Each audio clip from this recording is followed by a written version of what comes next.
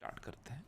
पहला क्वेश्चन है, हाल ही में अंतर्राष्ट्रीय परिवार दिवस कब मनाया गया है? तो अंतर्राष्ट्रीय परिवार दिवस ये अभी 15 मई को मनाया गया। तो इस क्वेश्चन का बे ऑप्शन सही है। हर साल 15 मई को संयुक्त राष्ट्र परिवार दिवस के रूप में मनाता है और 1994 में इसकी शुरुआत हुई थी। संयुक्त राष्ट्र ने इस दिन की स्थापना 1994 में की थी। तो ध्यान रखना, हर साल 15 मई को अंतर्राष्ट्रीय परिवार दिवस मनाया जाता है। अच्छा, मई में अभी तक जितने भी इंपॉर्टेंट डे मनाए गए हैं सारे मैंने यहाँ पे लिखे हैं। जैसे 1 मई को अंतर्राष्ट्रीय श्रम दिवस मनाया गया, इसे अंतर्राष्ट्रीय श्रमिक दिवस या श्रम दिवस भी कहते हैं। 2 मई को विश्व टूना दिवस मनाया गया, और टूना क्या है? एक मछली है जो समुद्र में पाई जाती है। 3 मई को विश्व प्रेस स्वतंत्रता दिवस और अंतर्राष्ट्रीय तेंदुआ दिवस मनाया गया। और इस बार के वर्ल्ड प्रेस फ्रीडम डे पर जो वर्ल्ड प्रेस फ्रीडम इंडेक्स जारी किया गया है उसमें इंडिया 159वें नंबर पे है और 180 देशों में इंडिया 159वें नंबर पे है। अच्छा, 4 मई को अंतर्राष्ट्रीय अग्निशमन दिवस और कोयला खनिक दिवस मनाया गया। 5 मई को विश्व हास्य दिवस या विश्व हंसी दिवस मनाया गया। विश्व पुर्तगाल भाषा दिवस ये 5 मई को मनाया गया। 7 मई को विश्व अस्थमा दिवस मनाया गया। 8 मई को विश्व रेड क्रॉस और रेड क्रिसेंट दिवस और विश्व थैलेसीमिया दिवस मनाया गया।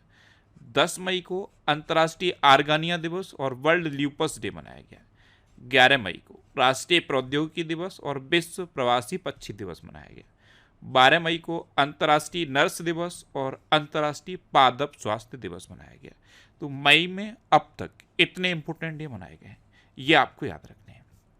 नेक्स्ट क्वेश्चन है, हाल ही में देश की सबसे बड़ी कौशल प्रतियोगिता इंडिया स्किल्स 2024 का उद्घाटन कहाँ हुआ है?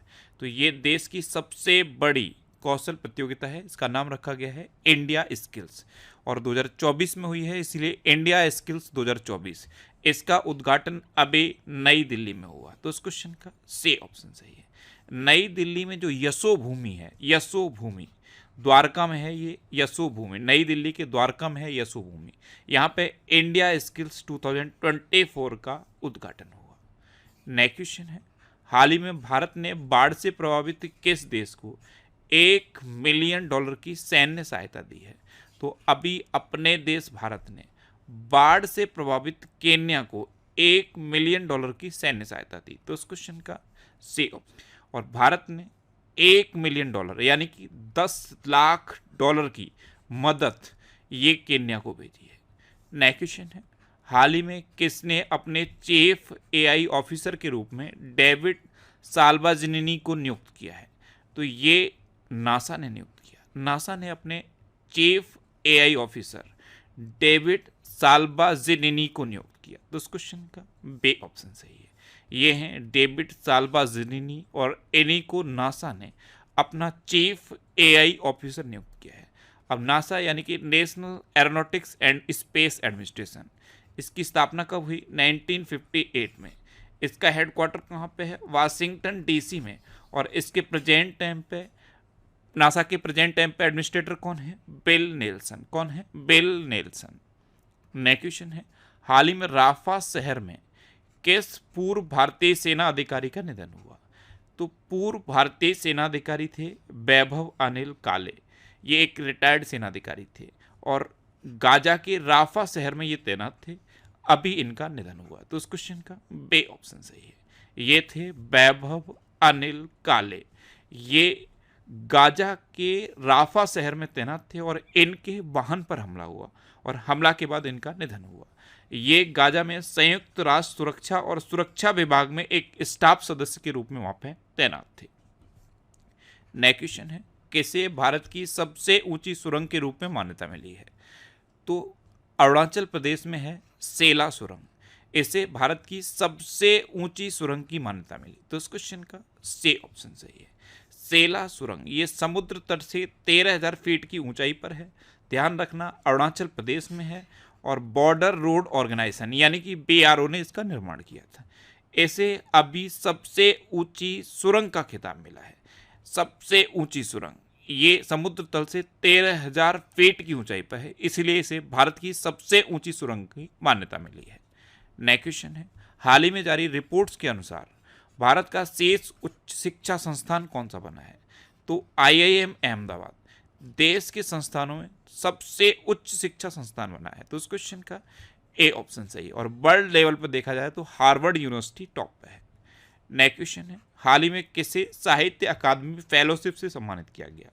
तो एक लेखक हैं रस्किन बॉन्ड, इनको अभी साहित्य अकादमी फेलोशिप से सम्मानित किया गया। तो इस क्वेश्चन का सी ऑप्शन सही है। ये हैं रस्किन बॉन्ड, ये एक लेखक हैं और इनको अभी साहित्य अकादमी फेलोशिप से सम्मानित किया गया है।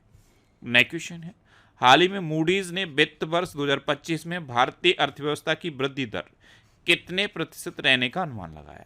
तो मूडीज ने वित्त वर्ष 2025 में भारतीय अर्थव्यवस्था की वृद्धि दर 6.6% रहने का अनुमान लगाया। तो इस क्वेश्चन का बी ऑप्शन सही है। नेक्स्ट क्वेश्चन है, हाल ही में भारतीय जिम्नास्ट सृष्टि खंडागले ने एशियाई चैंपियनशिप में कौन सा पदक जीता? तो भारतीय जिम्नास्ट हैं सृष्टि खंडागले, इन्होंने अभी एशियाई चैंपियनशिप में रजत पदक जीता है। तो उस क्वेश्चन का ए ऑप्शन सही है। ये हैं सृष्टि खंडागले। नेक्स्ट क्वेश्चन है, हाल ही में किसे मेमोरी ऑफ द वर्ल्ड सूची में शामिल किया गया? तो भारत की 3 कृतियों को मेमोरी ऑफ द वर्ल्ड सूची में शामिल किया गया। ये भारत के लिए एक बहुत सम्मान की बात है। पंचतंत्र को शामिल किया गया है, रामचरितमानस को शामिल किया गया है और सहृदय लोकन को शामिल किया गया है। तो ये 3 कृतियां हैं जिनको मेमोरी ऑफ द वर्ल्ड सूची में शामिल किया गया। तो इस क्वेश्चन का डी ऑप्शन सही है, उपर्युक्त सभी। पंचतंत्र, रामचरितमानस और सहृदय लोकन, इनको यूनेस्को की मेमोरी ऑफ द वर्ल्ड इस सूची में शामिल किया गया है। नेक्स्ट क्वेश्चन है, हाल ही में किसने टेबल टेनिस की वर्ल्ड रैंकिंग में टॉप 25 में जगह बनाई है? तो ये मणिका बत्रा ने बनाई। तो उस क्वेश्चन का बी ऑप्शन सही है। मणिका बत्रा टॉप 25 में पहुंच गई हैं। इनकी एक्चुअल रैंकिंग 24 है। तो ये अब टेबल टेनिस की वर्ल्ड रैंकिंग में टॉप 25 में शामिल हुई हैं और इनकी रैंकिंग कितनी है? 24। ये हैं मणिका बत्रा। नेक्स्ट क्वेश्चन है, हाल ही में कौन दुबई पुलिस मास्टर शतरंज चैंपियन बने हैं? तो ये प्रणव वेंकटेश बने हैं। दुबई पुलिस मास्टर शतरंज चैंपियन ये प्रणव वेंकटेश बने। तो इस क्वेश्चन का सी ऑप्शन सही है। ये हैं प्रणव वेंकटेश। नेक्स्ट क्वेश्चन है, हाल ही में कौन 2 व्हीलर इंडस्ट्री में क्रांति लाने के लिए ONDC नेटवर्क में शामिल हुआ? तो अभी हीरो मोटोकॉर्प 2 व्हीलर इंडस्ट्री में क्रांति लाने के लिए ONDC नेटवर्क यानी कि open network for digital commerce में शामिल हुआ। तो उस क्वेश्चन का सी ऑप्शन सही है। नेक्स्ट क्वेश्चन है, हाल ही में भारतीय वायुसेना ने उड़ने वाले पोर्टेबल अस्पताल भीष्म का सफल परीक्षण कहाँ किया है? तो ये उड़ने वाला पोर्टेबल हॉस्पिटल है और इसका नाम रखा गया है भीष्म। इसका सफल परीक्षण अभी भारतीय वायुसेना ने आगरा में किया। तो इस क्वेश्चन का बी ऑप्शन सही है। ये है उड़ने वाला पोर्टेबल हॉस्पिटल। इसका सफल परीक्षण इंडियन एयरफोर्स ने आगरा के मलपुरा ड्रॉपिंग रेंज में किया है और इसका नाम रखा गया है भीष्म और भीष्म की फुल फॉर्म है battle field health information system for medical services. जैसे कहीं पे बाढ़ आती है, कहीं पे डिजास्टर है कुछ, वहाँ पे ये हॉस्पिटल यूज किया जा सकता है और ये पोर्टेबल हॉस्पिटल है यानी कि कहीं पे भी इसको ले जाया जा सकता है। अब लास्ट वीडियो के क्वेश्चन का आंसर। लास्ट वीडियो में मैंने आपसे क्वेश्चन पूछा था कि एडासिसा नोंगरांग किस राज्य की पहली महिला पुलिस महानिदेशक नियुक्त हुई?